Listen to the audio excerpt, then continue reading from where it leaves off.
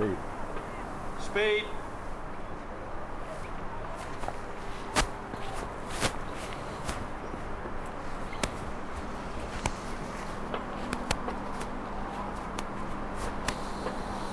Well, I've driven out of Birmingham a few miles up the motorway, along a few country lanes, which is beautiful, into the heart of the Shropshire countryside. It's gorgeous, even on a day like today.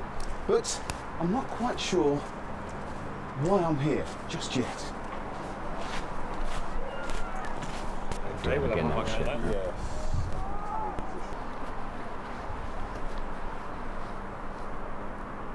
On speed. Speed.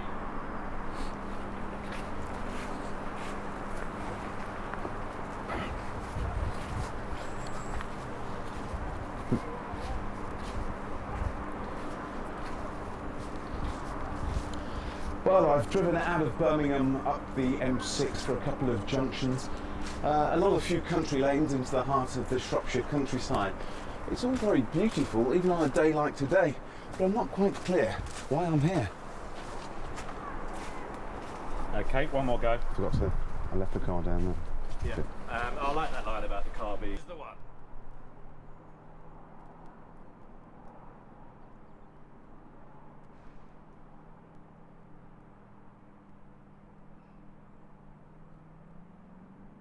Speed. Yep. Did you say speed? Speed.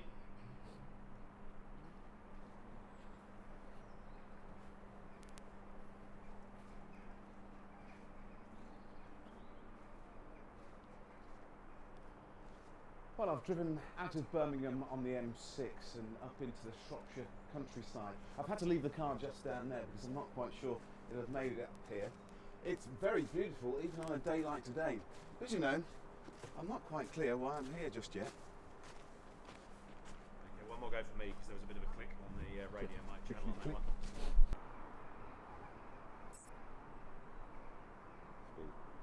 Speed.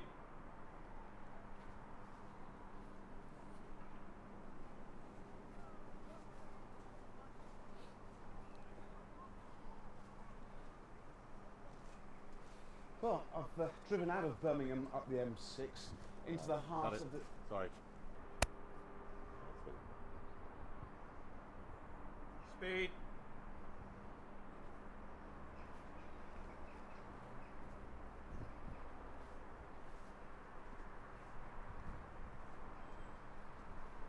Well, I've driven out of Birmingham up the M6 for a few miles into the heart of the shop. Can you come here? I've got to put that wing gag on you now. The bloody wind's coming in as well. Speed. Speed.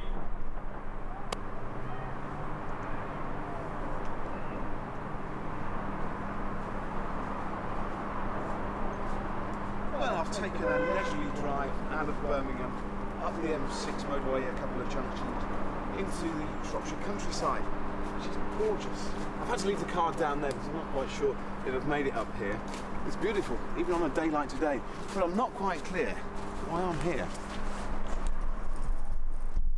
Excellent. One more. Okay. Speed. Speed.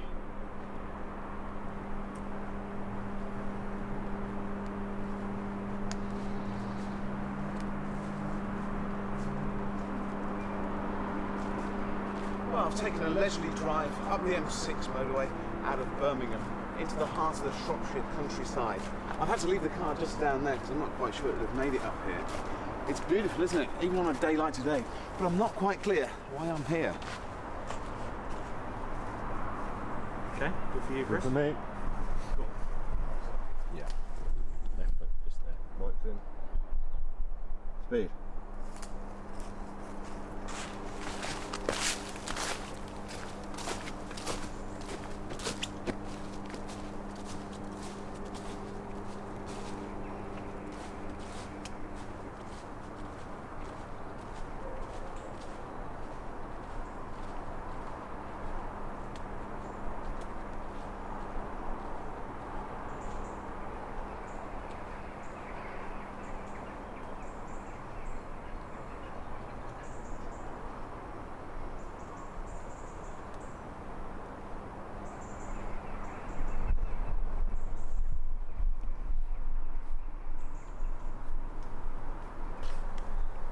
And speed.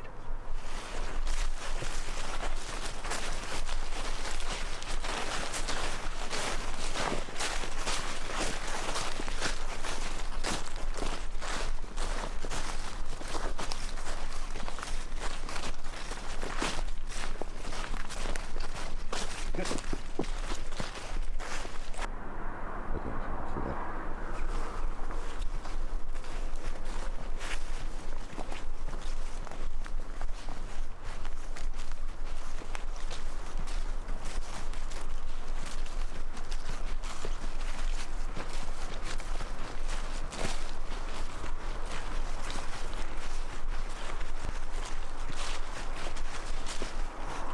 Go past.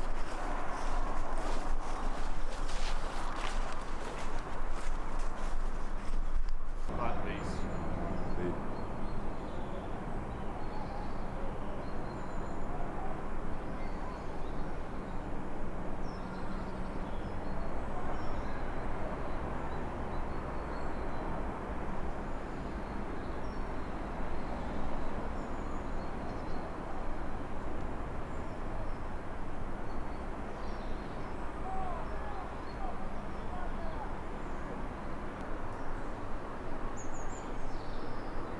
Speed. Action.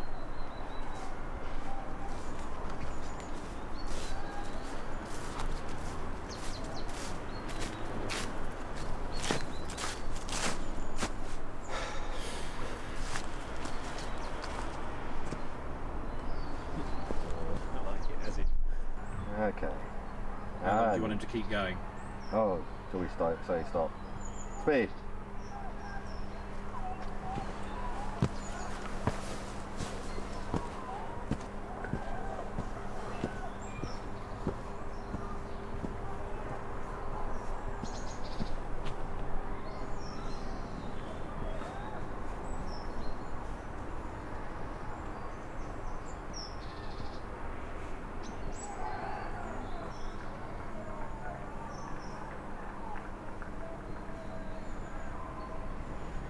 Okay. And Just don't forget, the better be worth it.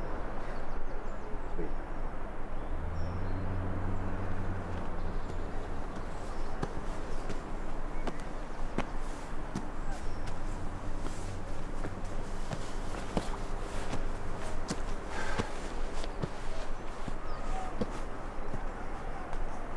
Good.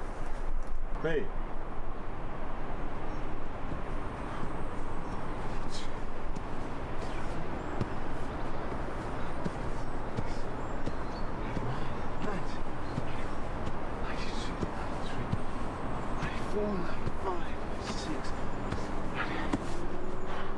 It's going to be worth it. 99, 100. And speed. Action.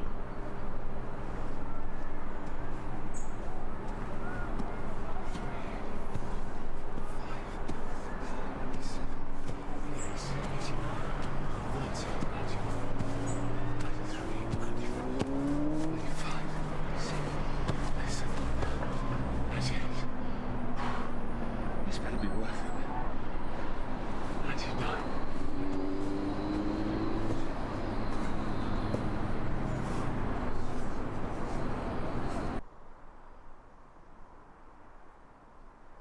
Speed. Action. Keith, You made it. just about. That is one hell of a walk. Why have you brought me all the way up here? Well, now I've got to prove it, haven't I? I really, you put me on my mettle. Whew. Just turn and look down there.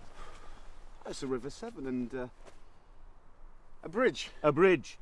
And you are the very most recent pilgrim. There's been a flood of pilgrims coming here for over 200 years because of that. The Iron Bridge. And what it represents, because it's really, and that's what we're going to examine, it's a symbol for all that happened here. And from here, it became a flood that transformed the West Midlands. It became the workshop of the world. Birmingham became the second city of the empire. Oh, hang on a second, Keith. It's a bridge. It's a culmination of an explosion of ideas and of innovation that took place here, and we'll see for why they were so lucky that it happened here. But it does look like a paradox, I agree. You wouldn't expect it. So your car and the roads you've driven on, the bridges you've driven over, the big multi-storey buildings you've passed en route, they're all really descendants of the iron making that began here. Cool. Speed. So you're looking at the bridge. But hang on a minute, Keith. It's just a bridge. Yeah, it's probably the world's most famous bridge, but the reason we've chosen it is it symbolises a whole torrent of ideas and innovation that developed within 2 or 3 miles of it. And that's the culmination in a physical sense, but what we're going to see is what those ideas were and why they developed here. So you're telling me that a bridge is responsible for everything perhaps we see today and use? The metal industry of the West Midlands was born here. That's what's made us the workshop of the world. And in the sense, therefore, why did the car industry develop in Birmingham and Coventry? I see, Yes, yeah. it is. And also, you wouldn't have had fireproof buildings which you could hang exterior curtain walls on if you couldn't make pieces as large as that. When we get down there, we're going to see that the breakthrough was making it so cheaply and making it in bigger pieces than you'd ever done before. Oh, right. I think I'm beginning to understand, Keith. Cool. Speed. Well, there's no doubt it's a great spot, Keith. Do many people come up here? Well, I mentioned the word pilgrimage, and I wasn't using it lightly. Where you and I are standing is a different kind of pilgrimage. This was the rotunda and was, as you can see from the spectacular views, the finishing point of the Sunday walks, the Sabbath walks, or the workmen's walks. The employers here were also very innovative. You know, you were first time in your lives you were employing large numbers of people. And there'll be a tendency for them not to turn up on Monday if you let them spend the Sunday in the pub. So the whole network of walks through these woods and the rotunda that was here were designed to keep the workman out of the pub and bring his family, you know, for a pleasant Sunday stroll. Good for your health and kept you away from the demon drink. And did it work? Well, this is flooring the interpreter. Daughter as well, actually. Okay, just watch your arm. So That's good. actually, if you just say, you know, so who were the pilgrims? Speed. Well, it's a great spot. Do many people come up here? Who were the pilgrims? Well, they're from the top of society to the bottom. You know, you're talking about worldwide people coming here, crowned heads, anybody interested in industrial development. But we're standing on a more interesting spot still. This is the rotunda, which was a finishing point for a series of walks, a whole network of walks through these woods. And they were designed to keep the workmen out of the pub. And it's appropriate that it's a Sunday that we're making this programme, because it was called the Sabbath Walks. Excellent. Not cheating it too much. Okay. BBC came out to film some stuff at Fort Dunlop, which is where I was employed. And And you can imagine just put your arm down, the please. crew and how long they spent making this thing. It was an absolute revolution. It's been changed since then. I've been reading Greg Dyke's book lately, and he was talking about his first years in television and how he used to be working for the unions, but then when he became a boss, he started working against them, and it was all changed. Nobody has lived in for 50 years, Yeah. you know, it's just a very anodyne experience. Absolutely. I like one person museums, that's one of my other sort of, you know, I think, again, they're very satisfying. Some work is, I like little museums. Yeah, we were at the four remaining back-to-back houses in Birmingham. Yes, it has street. Yeah. And that was quite fascinating because I was there with. It stopped. Yeah. And speed. Well, it's all beginning to make sense now, Keith. How are the legs? We'll do that again. We'll start again. It's the lungs that are bugging. Yeah. Well, it's all beginning to make sense now, Keith. Good. Okay. Are your we'll legs start that ready? again. Well, geez, Where are you going to stop? I'm going to say, well, it's all beginning to make Yeah. sense now. And you said, well, what you really need to do actually is get Yeah. down there Yeah. and get up close and personal and Good. couple up, right? Yeah. Yep. Speed. Speed. Well, it's all beginning to make sense now, Keith. Good. Because in that case, I want you to go and have a really close-up look at this. You've got to look at the material, appreciate just the scale. It's all looking rather twee at the moment. Let's get nearer to it, see how big it was. That's part of the story. And then you'll see how it led to the West Midlands as the workshop of the world. Okay, well, it's got to be quicker to get down than it did to get up, so race you to the bottom. Yeah, come on.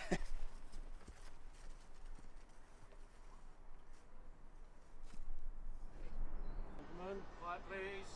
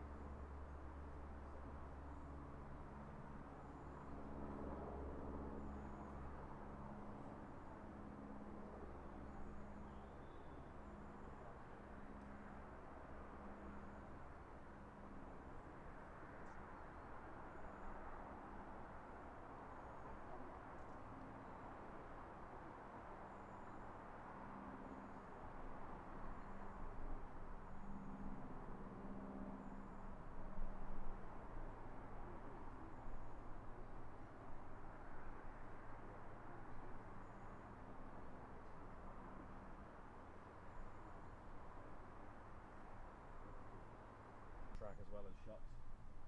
Speed.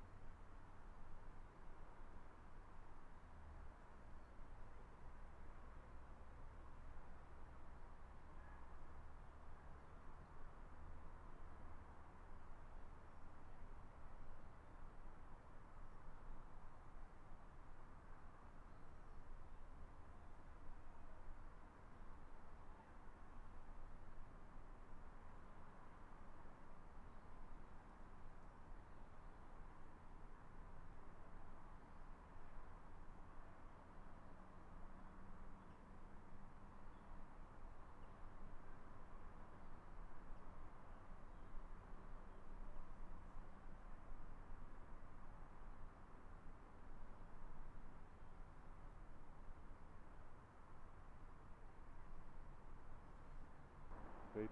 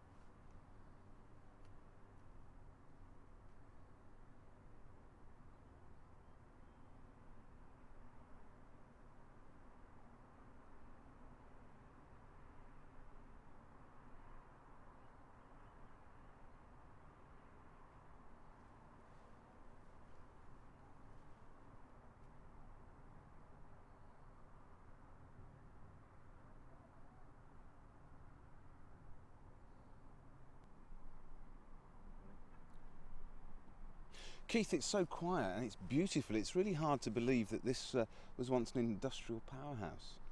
It's a testimony, isn't it, to nature's power of recovery and removing what we've inflicted on the landscape. But I mean, it would have been a cacophony. Dozens of steam engines, a transport system of incredible density, you know, just rumbling of wagons and minerals and this, that and the other.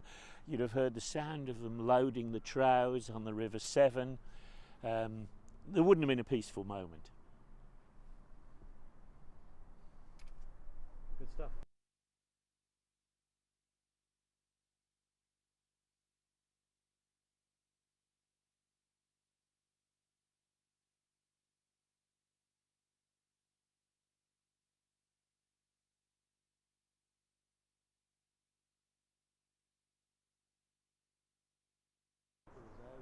And speed. Coming.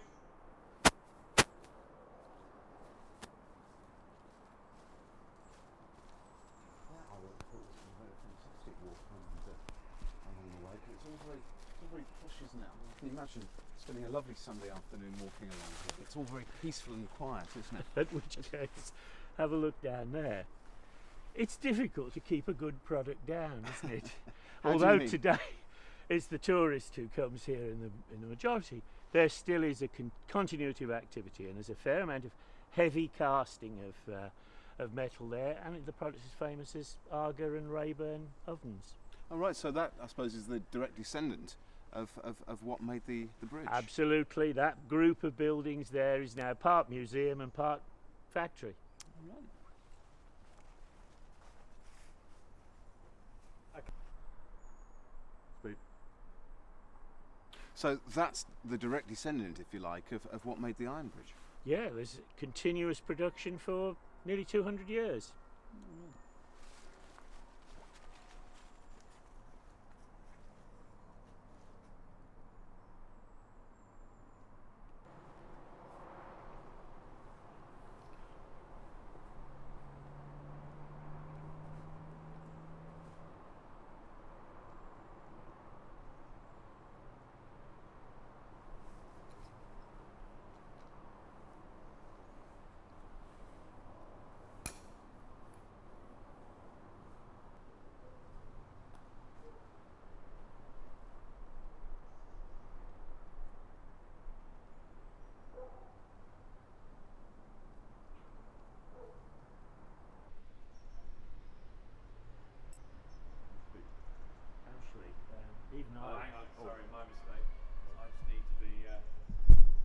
We haven't Right, discussed that no, yet. He's going to have a shop when we sit down for this bacon sandwich. and a Yeah, cup of tea. sure. Speed. It might be a very short day then. Sorry, Chris. Ashley, even I probably can't persuade you that this is beautiful, but it is wondrous. The size of the rib is the first thing I want to draw your attention to. And you're looking at a piece of iron that had been cast larger than anyone had ever seen anywhere in the world. So there's your first achievement. Right. But as exciting as that was, it's the cost that makes the difference. And that's why I say, look at this pitted, rugged surface. It's a quick and dirty solution. It's cheap and cheerful because it'll do the job. It doesn't have to be all polished and look like stainless steel, etc. What you've got is this mass of molten iron pouring out of the furnace into these troughs shaped like this. They've all been prepared in the sand. And it just goes bubbling and hissing and gulping, and you've got all over here, you've got where the air bubbles have burst, etc. That's why you've got the pitted surface. I see, right. So then they wanted to show off. It's no good writing a catalogue, is it, when you've made a discovery like this? So I call this the £1 million billboard. Why is that? Sort of very roughly calculating in terms of today's costs. The bridge costs £1 million to build, but it was a fantastic piece of advertising. It said, look how big we can do this. Just think what you could do with pieces of iron that big. And they came here to see the ad. They had to build a toll road to bring the visitors. They had to build the Tontine Hotel behind us on the bank to accommodate them. They came here in their droves. This was one of the 7 wonders of the world. Who'd have thought it? A bridge could have led to all of that. The bridge is the expression of it, isn't it? Yes, I mean, it's the abstract things that people couldn't see and touch and taste and feel. The thinkers, the innovation, the thing that was building up to this. So the bridge is a culmination of those 50 years of the Derbies getting it right and preparing for this spectacular achievement. And people are still coming to see it today. Young, old. Yeah, that's right. I mean, it's 250,000 paying visitors to the museums and countless more than that, as we've seen crisscrossing the bridge all morning, even on a quiet November morning on a Sunday. But one thing I do want to know, Keith, is why did they decide to build a bridge? Why didn't they build, I don't know, a machine or something equally as big? Why a bridge? I think it is size, you've got to have a spectacle. They had a bit of luck. They had a massive flood that had swept away a wooden bridge. Right. The wooden bridge, by structure, had to be much, much lower. And so now was the chance for Derby and his colleagues to demonstrate we have a material which will enable us to design a bridge which is so much higher it'll never get swept away, and you and I are the living proof that it's still here. So I think that was why. You wanted a massive structure. It's almost like saying, why build the Eiffel Tower? You're going to demonstrate French engineering. I see. But it wasn't that well built, was it? Or constructed? Well, I think Mother Nature, who we've talked about before in her ways, she wanted to compress it.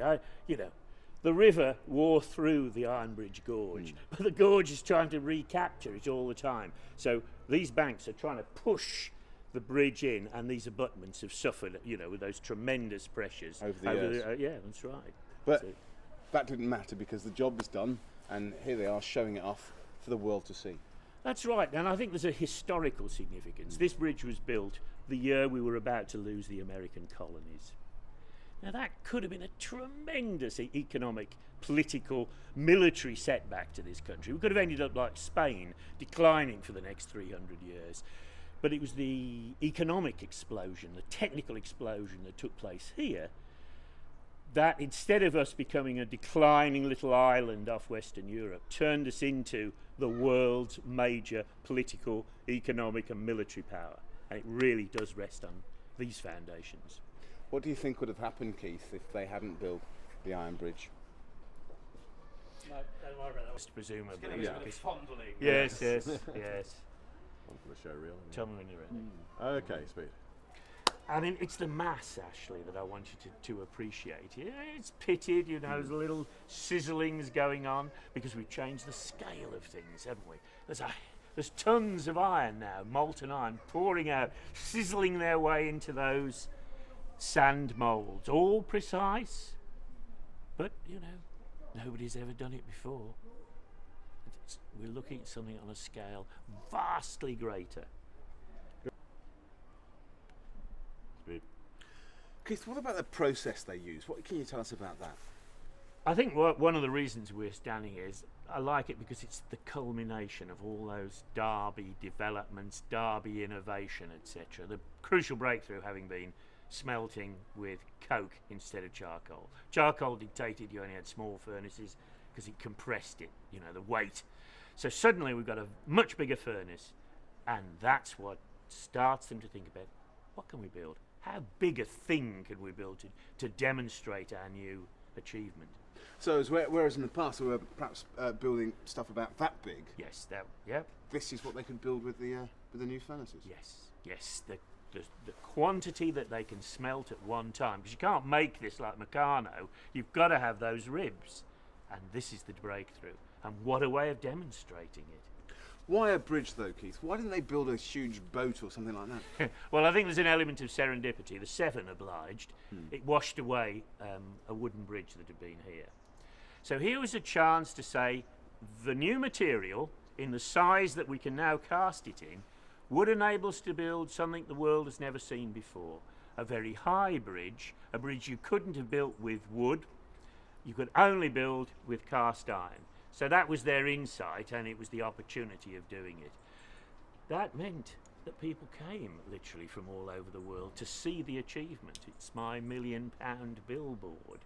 And they built roads for them to come here, they built a hotel to put them up. It put us on the map, and it was one of the 7 wonders of the world. So they came by droves, and they're still coming by droves today, aren't they? That's right, 250,000 of them paying good money, and countless thousands more that we've seen today ourselves, just crisscrossing the bridge. Can you think of another bridge in the world that has achieved that? And it's a utilitarian structure, isn't it? Nice. Good.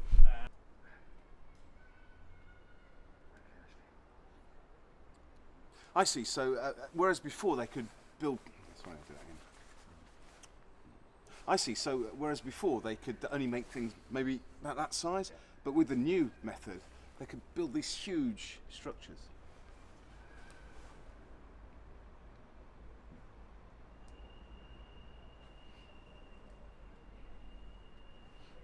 And then the wire bridge. Yep. Okay. Oh, I see. So using the old process, they could only build things, say, perhaps that big, whereas with this new one, they were able to build things as big as this. Thanks, that was mine. Okay. That's here as well. Anybody want to remind me what I said? Wire bridge. You said, well, Seven. serendipity. Oh, yeah. And the Severn obliged, it washed away the old wooden one. And Where it's big. So why build a bridge, Keith? Why not something else? Oh, there was an element of serendipity. The Severn washed away the wooden structure.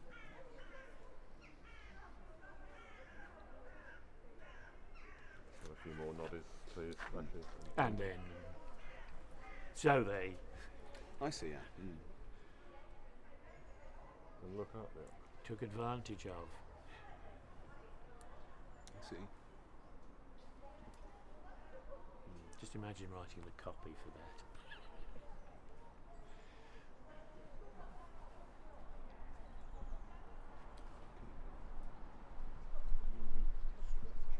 marvellous bit of steel, this bridge, looking up to it.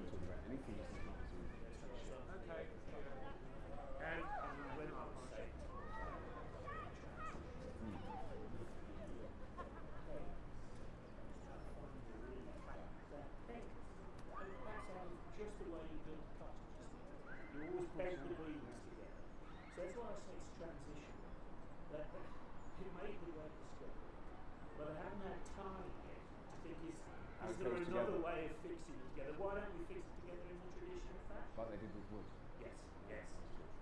And this is why it looks like a wooden structure. I mean, if we were to paint this brown, it would. Exactly. You know, if this was an oak happen to grow in the right direction, just keep up. It's just this pity stuff. This Those incredible long pieces. Must know, God. When you said, are you sure this is going to be all right? That one there, I mean, it's so bad. And then if you look at the top there, look at how many of those bubbles have burst on that. So there's a leap of faith, isn't there, for everybody? straight into the sun. Because you just see this familiar and tried and trusted product swept away. And he's noticed, what about if we lifted it up a lot higher? Because I mean, it's only...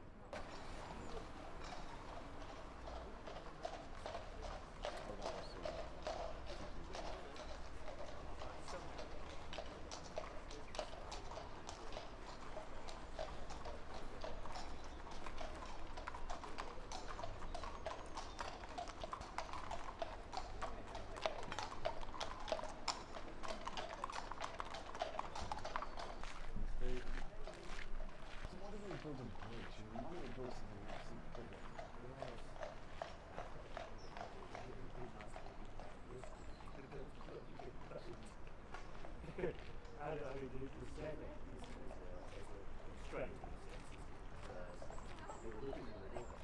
Rivers do not have the same flow all year round, so we build along with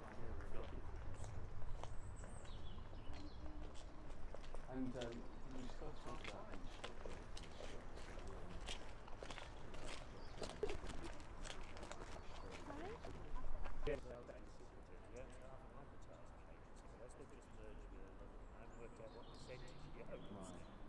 They specialise in financial services, so people like JP Morgan, Custom which is why in the States, can't be a financial service without being in debt, so it's a couple of debt free there. It's everybody actually, everybody. Then I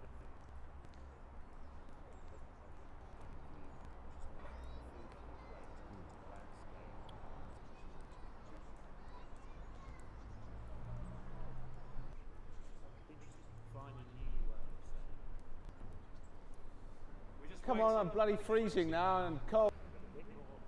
Bulked up for the winter, yeah. A few more layers. Yes, I'm ready for hibernation. You need a few more nuts before you go to sleep.